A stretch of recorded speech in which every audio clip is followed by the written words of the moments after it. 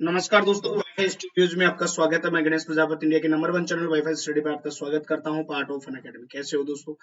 आशा करता हूं कि सभी बढ़िया होंगे। यूपी के विद्यार्थी हो तो एक बार फटाफट से सेशन को शेयर कर दीजिएगा यार। आपके कहने से तो सब कुछ चल रहा है। साथ में अपने 2 चैनल अभी अभी लॉन्च हुए हैं, तो आप उनका भी फायदा उठा सकते हैं। वाईफाई स्टडी डिफेंस और वाईफाई स्टडी लाइव टेस्ट नाम से डिस्क्रिप्शन में लिंक दिया हुआ है, वहां जाके आप सब्सक्राइब कर सकते हैं। साथ में अगर हिंदी के किसी भी प्रकार का आप कोर्स पढ़ना चाहते हो, हिंदी की तैयारी आप बहुत अच्छी तरह से वीडियो वगैरह की सबकी तैयारी करना चाहते हो, तो मेरा रेफरल कोड है गणेश 10 और गणेश 10 लगाकर आप फीस में 10% छूट पा सकते हो। साथ में अगर मेरे से जुड़ना चाहते हो तो मेरा टेलीग्राम चैनल है t.me wifi study Ganesh sir, और मेरा फेसबुक पेज है गणेश सर हिंदी नाम से, इसे भी आप फॉलो कर सकते हो। साथ में दोस्तों आपके लिए मैं जानकारी के लिए बता दूं भाई, यूपी के विद्यार्थियों वर्णमाला अपनी चल रही है, और आपके कहने से मैंने पढ़ाई तो थोड़ा सा अच्छा नहीं लगता है यार। बच्चे ज्यादा से ज्यादा, भाई भीड़ होनी चाहिए। भीड़ में अपने को सीधी बात है भैया, जोत को देख के भाव आते हैं। तो फटाफट से एक बार शेयर कर दीजिएगा, ताकि बहुत अच्छी तरह से हम पढ़ सके, देख सके और सभी को फायदा मिल सके ना। तो एक बार फटाफट शेयर करो बच्चों। और आज हम बहुत ही इंटरेस्टिंग चीज पढ़ेंगे, बहुत ही गजब की चीज हिंदी में पढ़ने वाले हैं। और वर्णमाला का पाठ चल रहा है, जिसमें व्यंजन हम मुख्य आधार से पढ़ रहे हैं। तो दोस्तों मैंने आपको स्पर्श व्यंजन तक 5 चीजें पढ़ा दी थी, और स्पर्श व्यंजनों की संख्या भी आपको मैंने 25 बता दी थी। आगे बढ़ते हैं दोस्तों। 4 व्यंजन होते हैं, य, र, ल और व। और दोस्तों इन्हें हम जो है वो कहते हैं अंतःस्थ व्यंजन कहते हैं। क्या कहते हैं विद्यार्थियों? इन्हें हम अंतःस्थ व्यंजन कहते हैं। अंतःस्थ का मतलब यह है दोस्तों कि इनका जो उच्चारण है, ध्यान से समझ लेना दोस्तों, इनका जो उच्चारण है ना तो स्वरों से होता है ना व्यंजनों से होता है। इनका उच्चारण आंतरिक भागों से होता है, इसलिए दोस्तों इन्हें अंतःस्थ कहा जाता है। भाई एक शराबी को आपने देखा होगा, जब शराबी शराब पी लेता है और दोस्त उससे पूछते हैं भाई क्या हाल है, तो शराबी एक ही बात कह रहा है, सब कुछ झूठ बोलता है लेकिन एक बात सच कहता है, देख भाई मैं जो कह रहा हूँ सच कह रहा हूँ, लेकिन तू ये मत समझना मैंने पी रखी है। तो कहने का मतलब आंतरिक भागों से। और इन्हें अंतःस्थ व्यंजन कहते हैं। इनकी संख्या होती है विद्यार्थियों 4। आगे बढ़ते हैं। श, स, स और है। इन्हें दोस्तों ऊष्म व्यंजन कहा जाता है। कौन से व्यंजन कहते हैं विद्यार्थियों इन्हें? इन्हें हम कहते हैं ऊष्म व्यंजन। यानी दोस्तों वे ध्वनियां जिनका उच्चारण करते समय घर्षण के कारण गर्म हवा बाहर निकलती हो, या यूं मैं कह सकता हूं कि वे व्यंजन जिनका उच्चारण करते समय हमारे फेफड़ों में रगड़न होती हो, और उस रगड़न की उष्मा के साथ ये उच्चारित होते हैं, इसलिए इन्हें ऊष्म व्यंजन कहा जाता है। और ये श, श, श और है होते हैं। और इनकी टोटल संख्या भी कितनी होती है विद्यार्थियों? 4 होती है। नहीं मानते हो तो एक बार श, श, श को बोल के देख लो, आपके फेफड़ों से गर्म हवा बाहर आएगी, इसलिए विद्यार्थियों इन्हें ऊष्म व्यंजन कहा जाता है। कौन से व्यंजन कहते हैं भाई? ऊष्म व्यंजन इन्हें कहते हैं। बोलो बच्चों, यहां तक बात क्लियर हो गई क्या? आगे बढ़ते हैं दोस्तों। आगे होते हैं हमारे श, त्र, य और एक ये स्र। दोस्तों इन्हें हिंदी में संयुक्त व्यंजन कहा जाता है। कौन से व्यंजन कहते हैं बच्चों? संयुक्त व्यंजन इसको हम कहते हैं। अब इन्हें संयुक्त क्यों कहते हैं वो आपको मैं सिखा देता हूं दोस्तों। ये जो है ये क और श से बना है, ये विद्यार्थियों त और र से बना है, ये झ और अण से बना है, और ये श और र से बना है, इसलिए इन्हें संयुक्त व्यंजन कहा जाता है। क्योंकि वे व्यंजन जो किन्हीं 2 असमान व्यंजनों से मिलकर बने हों, उन्हें संयुक्त व्यंजन कहा जाता है। ध्यान से परिभाषा सुन लो। वे व्यंजन जो किन्हीं 2 असमान व्यंजनों से मिलकर बने हों, उन्हें संयुक्त व्यंजन कहा जाता है। क, श, त, र, झ, ण और श और र ये इनमें ही सम्मिलित होते हैं। आगे बढ़ते हैं दोस्तों। अब ये आपका जो ढ है और ये ढ है। पहली बात तो मैं बता देता हूं दोस्तों, ये हिंदी के नहीं है विद्यार्थियों। ये जो शब्द है वो किस भाषा के हैं भाई? ये उर्दू भाषा के हैं। किसकी भाषा के हैं? उर्दू भाषा के शब्द हैं। और देखो बच्चों, सीधी सी बात है, उर्दू के हैं तो ये हिंदी में काउंट नहीं होते। इनके नीचे बिंदी लगती है, इस बिंदी को दोस्तों हम कहते हैं नुक्ता। नुक्ता जानते हो यूपी वाला, नुक्ता किसे कहा जाता है? बोलो बताओ भाई, नुक्ता किसको कहते हैं? अब हमारे राजस्थान में तो नुक्ता वो होता है जिसका 12वां हो जाता है, उसे नुक्ता कहते हैं। लेकिन ये उर्दू का नुक्ता है। और एक बात आप हमेशा याद रखना विद्यार्थियों, उर्दू नुक्ते के बिना एक कदम भी नहीं चलती है। जब तक नीचे नुक्ता नहीं लगता है तब तक वह उर्दू हो नहीं सकती है। अब आगे बढ़े दोस्तों, पहला नाम है इनका उत्क्षिप्त नाम है। पहला क्या नाम है दोस्तों? इनका पहला नाम है उत्क्षिप्त। और उत्क्षिप्त का शाब्दिक अर्थ होता है बच्चों फेंकना। क्या होता है? फेंकना। यानी हिंदी में सीधी सी बात है, ये दोनों व्यंजन ऐसे हैं जिनको जीभ सबसे ज्यादा झटके से बाहर फेंकती है, इसलिए इन्हें उत्क्षिप्त व्यंजन कहा जाता है। दूसरा बोल के देख लो, ढै ढै। दूसरा है दोस्तों, इनका दूसरा नाम है ताड़न जात। क्या नाम है बच्चों? ताड़न जात। यानी इनमें क्या होता है, और ताड़न जात का शाब्दिक अर्थ होता है बच्चों पीटना। यानी आपने हिंदी में 12th क्लास में क्लेशन पढ़ा होगा, लट्टू पहलवान की ढोलक। जब दोस्तों यहाँ पर किसी चीज को बजाया जाता है, आज भी देखना ध्यान से सुनना मेरे दोस्तों, जब ढोलक को बजाया जाता है या किसी भी चीज को बजाया जाता है तो दो ही शब्दों की आवाज निकलती है, ढ और ढ। क्या निकलती है बच्चों? ढ और ढ। देख लेना भाई। और तीसरा इसका है बच्चों देवगुण होता है। ये तीसरा क्या होता है बच्चों? देवगुण होता है। यानी प्यारे विद्यार्थियों, इनमें क्या होता है कि इस ढह ढह के नीचे द्विगुण होता है। जब तक ये नहीं लगता है तब तक ये शुद्ध माने नहीं जाते। तो पहली बात तो ये उर्दू के हैं, पहला नाम इनका उत्क्षिप्त है, दूसरा ताड़न जात है, तीसरा द्विगुण होता है। बोलो यहां तक बात क्लियर हो गई क्या? फटाफट से बताओ भाई। आगे बढ़ते हैं दोस्तों। अणय, अणय, नय, नय और मैं, इनको विद्यार्थियों हम नासिक कहते हैं। क्या कहते हैं बच्चों? नासिक के कहते हैं। क्योंकि जब इनका उच्चारण किया जाता है तो जो वायु है वो कहां से निकलती है? नाक के द्वारा बाहर निकलती है। शाबाश शाबाश, एक बार फटाफट शेयर करो यार, क्या कर रहे हो भाई। इन्हें नासिक के कहा जाता है क्योंकि वायु कहां से निकलती है? नाक से बाहर निकलती है, इसलिए इन्हें नासिक के व्यंजन कहा जाता। रे अण अण न और मैं होते हैं। समझ में आ गए क्या? आगे बढ़ते हैं दोस्तों। देखो एक सामान्य व्यक्ति होता है, उसके तो 5 ही वर्ण नाक से निकलते हैं, लेकिन समाज में कई ऐसे होते हैं जिनके पूरे के पूरे 52 के 52 नाक से निकलते हैं, तो उन्हें नासिक के व्यंजन की श्रेणी में लेते हैं। आगे बढ़ते हैं विद्यार्थियों, और आगे हम बात करते हैं तो देखो न, ल, स, न और जय। ठीक है ना? ये दोस्तों जो व्यंजन है इनको हिंदी में, यहां पर बिंदी है भाई, यहां इनको हिंदी में वत्सरीय व्यंजन कहा जाता है। कौन सा व्यंजन कहते हैं बच्चों? वत्सरीय व्यंजन कहते हैं। क्योंकि विद्यार्थियों इनमें क्या होता है कि वत्सरी का मतलब होता है मसूड़ा। क्या होता है? मसूड़ा। यानी जीभ जो है वो मसूड़े पर टच करती है, इसलिए इन्हें वत्सरीय व्यंजन कहा जाता है। बात समझ में आ गई क्या? इसलिए दोस्तों इन्हें वत्सरीय कहते हैं क्योंकि जीभ कहाँ टच करती है? मसूड़े पर टच करती है। तो फिर से मैं कह रहा हूं, अंतःस्थ व्यंजन है वो 4 होते हैं, याद रखना। और इनको दूसरा नाम और पूछ ले आपसे तो ध्यान रखना दोस्तों, इनको दूसरा नाम अर्ध स्वर भी इन्हें कहा जाता है। क्या कहते हैं दोस्तों? इन्हें अर्ध स्वर भी कहते हैं। आगे बात करें तो श, स, श है, इन्हें उसमें व्यंजन कहते हैं। और बच्चों उसमें व्यंजनों की संख्या 4 मानी जाती है। आगे श है, इनकी भी संख्या 4 होती है।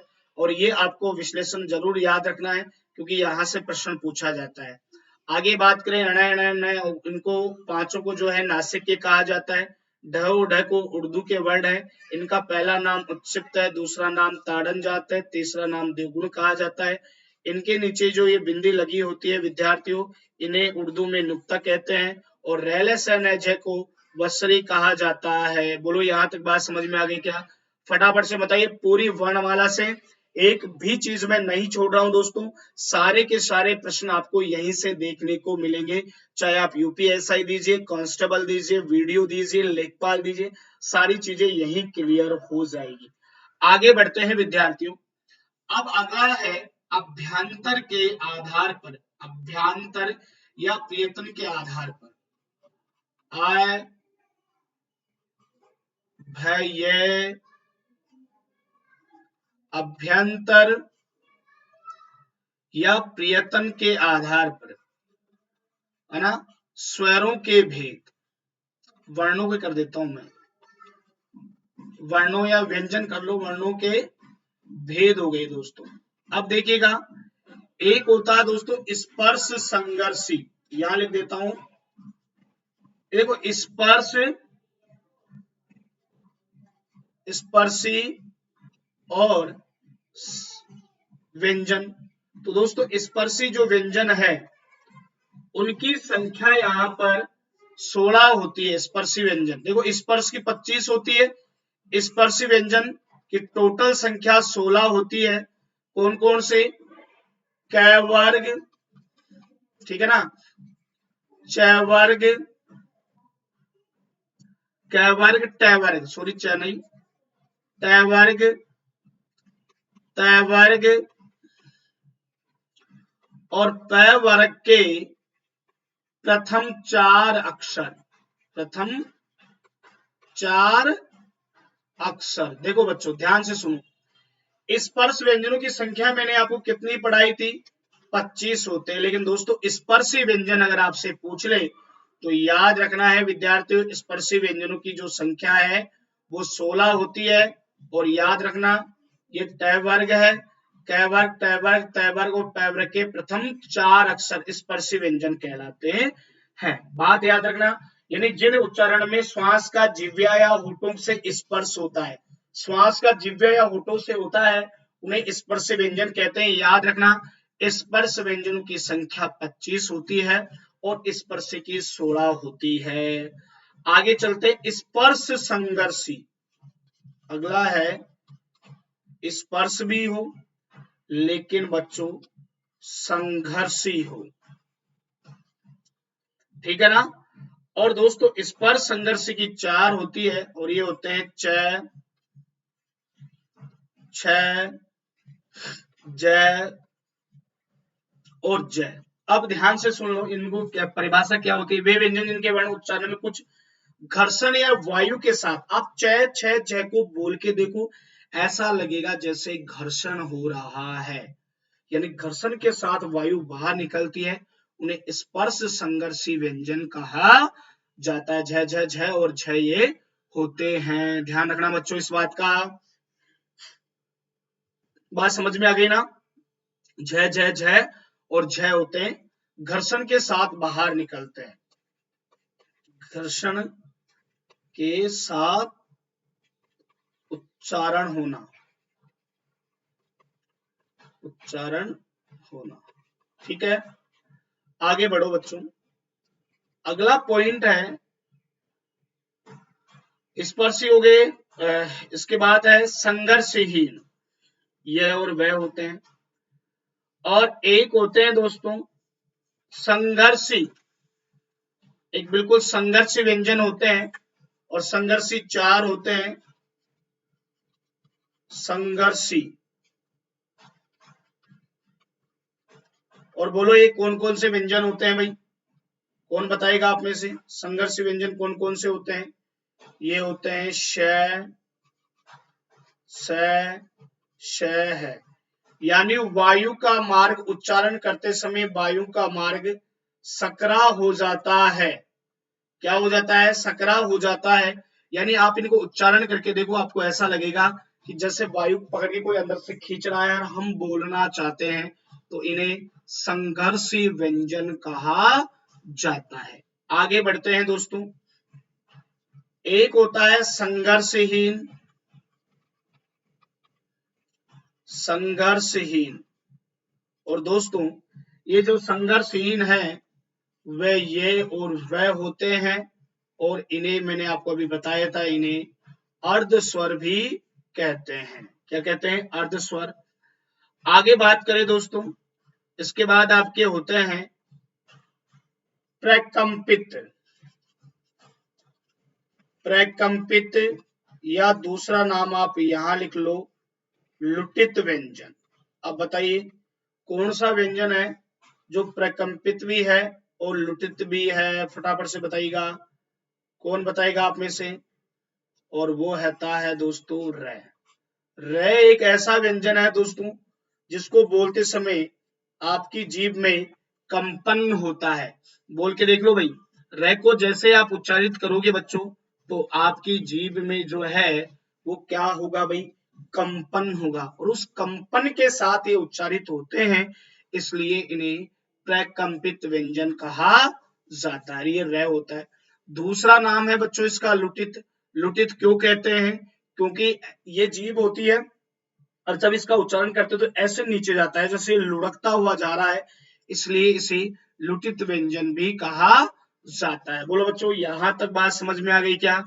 फटाफट से बताइए मुझे थम्स अप करके कि हाँ गुरुजी, यहां तक कोई दिक्कत वाली बात नहीं है, सारी चीजें हमारी क्लियर हो गई है। आगे चलते हैं दोस्तों। अगला है आपका पार्श्विक व्यंजन। और पार्श्विक व्यंजन का मतलब होता है लय। अब इसको पार्श्विक क्यों कहते हैं दोस्तों, वो सीख लो।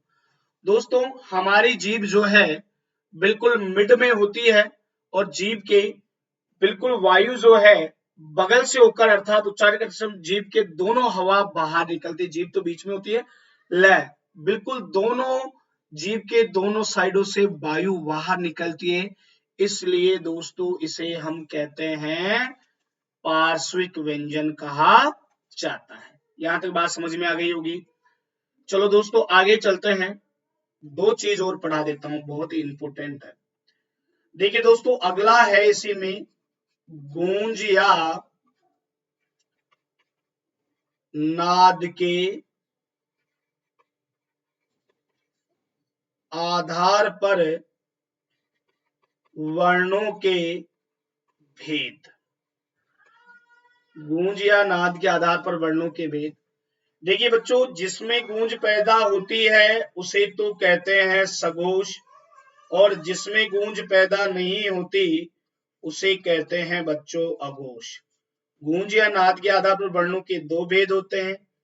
जिनमें गूंज पैदा होती है उसे सघोष कहते हैं, जिनमें नहीं होती उसे अघोष कहते हैं। बहुत प्यारा सूत्र अपने पास है, आपको तो बस एक लाइन याद रखनी है यूपी के विद्यार्थियों, और आज के बाद आप याद रखोगे, मेरे यार 3 4 5 स्वर और य र ल ब हैं घोष हैं। क्या याद रखना है बच्चों? मेरे यार 3 4 5 स्वर य र ल ब हैं घोष हैं। देखो बच्चों 3 4 5 है घ घ अण, ऐसे ही झ झ अण, ऐसे ही ढ ढ अण, ऐसे ही ध ध न, और भ भ और म। तो बच्चों 15 तो ये हो गए स्वर, कितने 11, और 5 ये कितने, बताओ कितने हो गए? टोटल 31 हो गए। तो सघोष वर्णों की संख्या कितनी? 31, और 31 का उल्टा कितना? 13। तो अघोष की 13 होती है। अघोष का सूत्र होता है 1 2 श 1 2 समझ गए होंगे विद्यार्थियों। ये हो गए 1 2, है ना? दिख नहीं रहा तो बता देना भाई। ये हो गए आपके 1 2, तो 5 दूना 10 और 3 13। तो मेरे यार याद रख लो, एक बार थम्स अप करो फटाफट से और सूत्र को रट लो बच्चों। मेरे यार 3 4 5 स्वर, यह लव है, घोष है, टोटल संख्या 31 और 31 का उल्टा जो होता है विद्यार्थियों वो 13 होता है। बोलो बच्चों, यहां तक बात समझ में आ गई क्या? तो गूंज या नाद के आधार पर वर्णों के दो भेद होते हैं, एक सगोश और एक अघोष। सगोश की संख्या 31, 31 का उल्टा 13, ये आपको याद रखना है। संधि इसी के माध्यम से पढ़ाऊंगा, तीसरे का पहला और पहले का तीसरा। बोलो बच्चों, यहां तक बात क्लियर हो गई क्या? फटाफट से बताओ भाई, सगोश और अघोष। आगे बढ़ते हैं दोस्तों, आगे लास्ट इसका पॉइंट है, श्वास के आधार पर, श्वास के आधार पर वर्णों के भेद, वर्णों के भेद। तो देखिए बच्चों, जिसमें कम श्वास का प्रयोग किया जाता है उसे कहते हैं अल्प प्राण, और जहां ज्यादा श्वास का प्रयोग किया जाता है उसे कहते हैं महाप्राण। बोलो बच्चों, ये बात याद है कि नहीं है? भाई देखो, क और ख को बोल के देख लो, क में कुछ नहीं होगा लेकिन ख श्वास ज्यादा निकलेगी। तो जिसमें कम निकले उसे अल्प प्राण कहेंगे और ज्यादा जिसमें लिखे उसे महाप्राण कहेंगे। तो महाप्राण का भी मैंने सूत्र बना रखा है, अल्प प्राण का 1 3 5 स्वर और बच्चों य र ल व टोटल संख्या 30। 1 समझ गए ना? अरे समझे कि नहीं समझे भाई?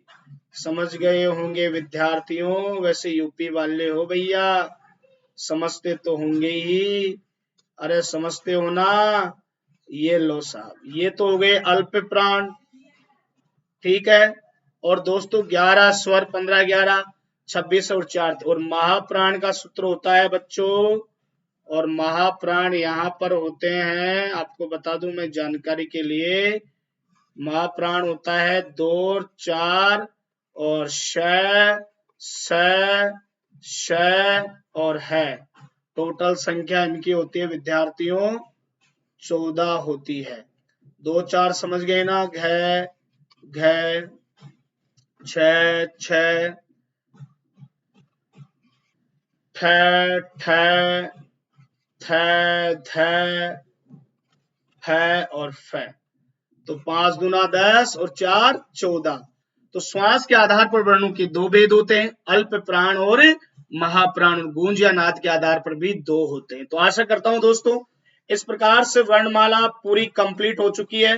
कल आपका वर्णमाला का लाइव टेस्ट होगा, तो जितने भी वीडियोस हैं मैं अभी बता देता हूं, उन सभी को देख लेना। कल आपका टेस्ट लिया जाएगा और कितना अच्छा आप कर पाते हो ये देखा जाएगा। तो चलते हैं दोस्तों, आज के लिए इतना ही। अगली मुलाकात कल होगी, तो चैनल को सब्सक्राइब करना ना भूलें, ज्यादा से ज्यादा लाइक करें, शेयर करें ताकि और भी बच्चे देख सके, पढ़ सके, सभी को फायदा मिल सके। धन्यवाद दोस्तों।